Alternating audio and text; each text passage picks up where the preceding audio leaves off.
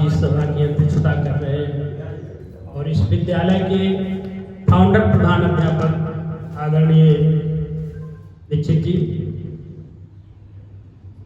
सेवानिवृत्त शिक्षक संघ समिति के अध्यक्ष आदरणीय रूपनारायण बैसवाल जी, परम आदरणीय देवनारायण शुक्ल जी, आदरणीय सुभाष चंद्र श्रीवास्तव जी, आदरणीय मुन्ना एवं सुनी, सम्मुख बैठे समस्त हमारे शिक्षक भाइयों बहनों, आज वास्तव में मैं 2 साल पहले इस विद्यालय की सेवाओं से मुक्ति ले रहा हूँ। लोगों के मन में उत्कंठा जरूर है कि मैं क्यों 2 साल पहले जा रहा हूँ। वो बातें कौन है?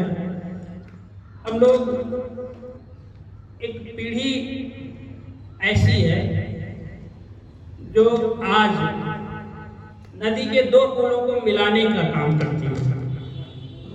हमारे अग्रज जो सेवानिवृत्त हो चुके हैं उनसे और हमारे अनुज जो अभी सेवा में आए हैं उनके बीच का जो पुल का काम करता है वो हमारी पीढ़ी है।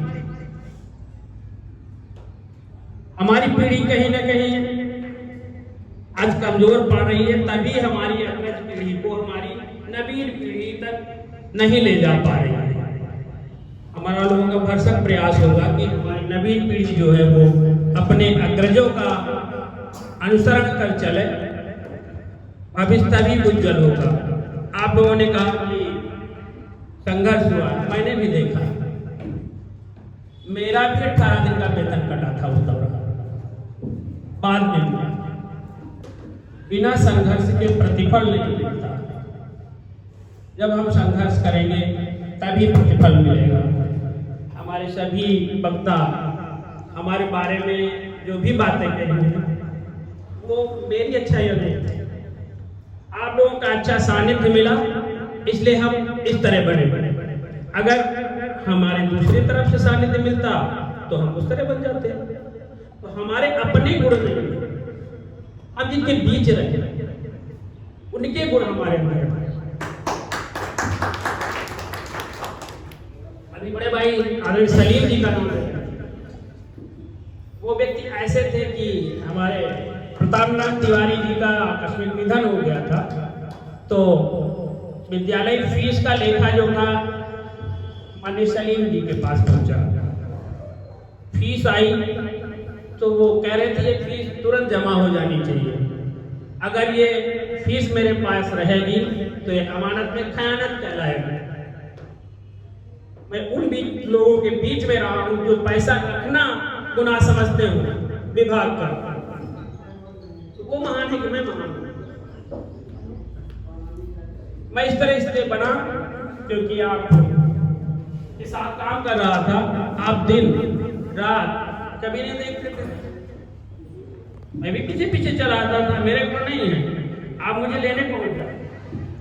अभी मैं आज भी कहीं कहता हूँ अच्छा मैं नहीं आ जाऊंगा, निमंत्रण नहीं, वो आ जाता है ड्राइवर, वो गाड़ी खड़ा करता है और कहता है फोन करते हैं आप कि हम तो यहाँ आ गए यार, आ जाओ, हम चले आते हैं।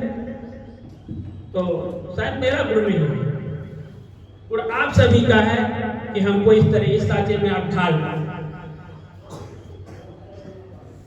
अब रही अपने कार्यों की, जो मैंने कार्य किया उसका मैंने भुगतान किया। मैंने विभाग पर या किसी पर एक तरह से एहसान नहीं किया। हाँ, अब मैं जो कार्य करूंगा उसका भी एक तरह से कोई एहसान नहीं करूंगा, क्योंकि मुझे उसका आधा अब भी पैसा लगता है। तो विभाग के दायित्वों का यदि अब भी मैं निर्वाह करता हूं तो मैं किसी पर एहसान नहीं करता। हाँ, मैं एहसान तब करता हूं जब अपने विद्यालय के समय के बाद मैं रुकता हूं, मैं समाज का कार्य करता हूँ, अपने विद्यालय के हित की बात करता हूँ, तब तो मैं आदर और सम्मान का हकदार हूँ। अन्यथा मैं वेतन भोगी बन जाता हूँ। मैं वेतन भोगी हूँ, मुझे उतना ही सम्मान मिलना चाहिए जैसे अन्य वेतन भोगी लोगों को मिलता है। आप देख रहे हैं हमारा न्याय पंचायत महिलाओं से भरा पूरा है आवाज। अगर ये हमारे मणिक मोड़क के कुछ साथी न होते तो यहाँ शून्यता दिखती। फिर भी हम चाहते हैं हमें सम्मान मिले। क्यों? काम किया, वेतन मिला। पहले आप विश्वगुरु थे, कुटिया में रहते थे, जो बच्चे भिक्षार्पण करते थे उसे पेट पालते थे, आपका सम्मान था। आपका सम्मान क्यों? गलत कह रहा हूं तो आप शिक्षक बने, कर्मचारी, वेतन भोगी बनेंगे तो आपको समाज भी वेतन भोगी ही मानेगी। आप जिस दिन शिक्षक बनकर आएंगे उस दिन आपको शिक्षक मानेगा समाज और आपका भरपूर आदर करेगा। आपने मेरे लिए बहुत सारे ऑप्शन बोले थे, मैंने आप पंचायत समन्वयक बन जाता, मैं बीआरसी ना बनता तो बीआरसी जरूर बन सकता था, लेकिन मैंने कभी इन पदों की ओर देखा नहीं। आसानी से बन सकता था, आप सभी लोग जानते हैं, लेकिन मैंने कभी इन पदों की ओर देखा नहीं। मेरा जो मूल पद था मैं उसमें संतुष्ट हूँ। मैं शिक्षक हूँ, शिक्षा देना मेरा काम है। चाहे शिक्षा में प्राण लगा कर उसे करवा लीजिए, चाहे शिक्षा दिलवा लीजिए। हाँ, मैं प्रशिक्षक बना तो उसमें भी प्राण ही लगा। मैं रहा तो मूल रूप से शिक्षक क्यों भाई। और प्रशिक्षण काल में मुझे और परिपक्वता आई।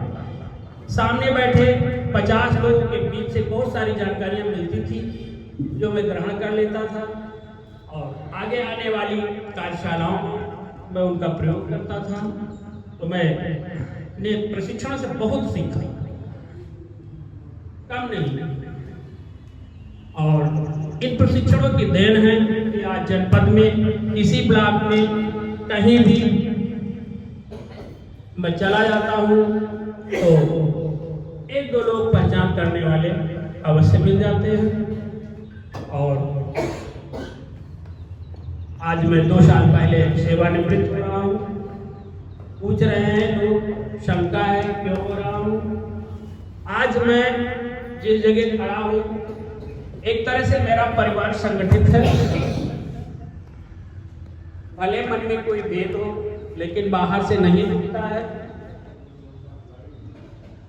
आगे ऐसा ही बना रहे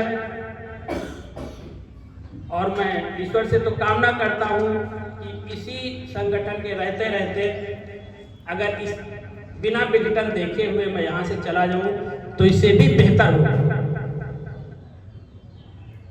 समाज में सबको सब कुछ नहीं मिलता, लेकिन मुझे वो सब कुछ मिला जो मुझे मिलना नहीं चाहिए, फिर भी मिला। जो धरोहर मुझे मिली मैं उसे अक्षुण्ण रखने का प्रयास करूंगा। और मेरा जो मूल पेशा है वो मेरा मजबूरी का नहीं है कि मैं मजबूरी में शिक्षक बनूं। मेरी बचपन में 2 चॉइस थी, एक मजिस्ट्रेट क्षेत्र में जाना या शिक्षक बनना। LLB में अप्लाई किया था, बीएड में भी किया था। बीएड में नाम पहले आ गया, LLB में बाद में आया, तो मैंने बीएड ज्वाइन कर लिया। LLB मेरी छूट गई तो मैं बीएड करके शिक्षक बन गया और उसे ही निरंतर पूरा कर रहा हूँ। और जब तक जीऊंगा भरसक प्रयास करूंगा कि जो कुछ मेरे पास है वो मैं समाज में बांटता रहूं। बस इन्हीं शुभकामनाओं के साथ मैं आप सबको सादर धन्यवाद देता हूं कि अपने कीमती समय को हमारे इस सम्मान में दिया। मैं आयोजकों को भी धन्यवाद देता हूं। मैं पूरी न्याय पंचायत के लोगों से क्षमा याचना करता हूं कि जाने अनजाने यदि प्रशासनिक कार्यों के पूरा करने में मैंने किसी को कोई ऐसे शब्द कह दिए हैं जो नहीं कहने चाहिए तो उसके लिए मैं क्षमा करता हूं। मैं उधौली के पूरे स्टाफ को भी मैं सादर निवेदन करता हूं कि शैक्षिक कार्यों को लेकर, बच्चों के भविष्य को लेकर यदि मैंने कोई ऐसी बात आप लोगों से कह दी हो तो उसे दिल पर मत लीजिएगा, मुझे क्षमा कर दीजिएगा। और उसमें मेरी कोई ऐसी मंशा नहीं थी कि मैं आपको दुखी करूं या आपको अपमानित करूं। मेरा केवल ध्येय था बच्चों की उत्तम शिक्षा और विद्यालय का चहुमुखी विकास। इसके अतिरिक्त मेरा कोई उद्देश्य नहीं था। अगर कहीं जाने अनजाने मुझसे कोई गलती हुई है तो उसे आप लोग क्षमा कर दीजिएगा। और हम चाहे आजीवन हम लोगों का साथ बना रहे, एक दूसरे के यहाँ कोई अच्छे कार्य हो, कोई ईश्वर न करे बुरे कार्य हो, हम लोग उसमें बराबर शामिल हो और एक दूसरे के ख्याल हाल चाल सदैव लेते रहे। इसी शुभकामनाओं के साथ में बड़ों से आशीर्वाद चाहता हूँ और छोटों के प्रति प्यार अर्पित करता हूँ। सादर सभी को धन्यवाद। जय शिक्षक, जय।